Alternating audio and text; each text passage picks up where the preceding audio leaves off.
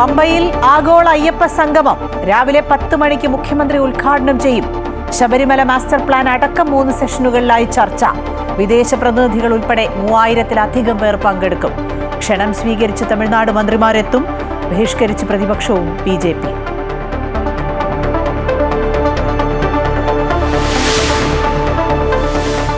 സംസ്ഥാനത്ത് ആശങ്കയായി അമീബിക് മസ്തിഷ്ക ജ്വരം. ചാവക്കാട് സ്വദേശിയുടെ രോഗ ഉറവിടം കണ്ടെത്താനായില്ല.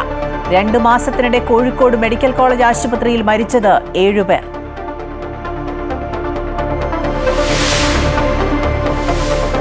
KJ ഷൈനെതിരായ അപവാദ പ്രചാരണം അന്വേഷിക്കാൻ പ്രത്യേക സംഘം.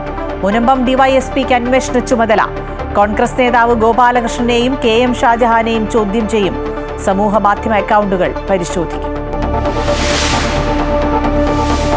സംസ്ഥാനത്ത് സമഗ്ര വോട്ടർ പട്ടിക പരിഷ്കരണ നടപടികൾ ചർച്ച ചെയ്യാൻ മുഖ്യ തെരഞ്ഞെടുപ്പ് ഓഫീസർ വിളിച്ച യോഗം ഇന്ന്. പ്രധാന രാഷ്ട്രീയ പാർട്ടിയുടെ പ്രതിനിധികൾ പങ്കെടുക്കും. വോട്ടുകൊള്ളയ്ക്കെതിരെ രാജ്യവ്യാപക പ്രതിഷേധം ശക്തമാക്കാൻ കോൺഗ്രസ്.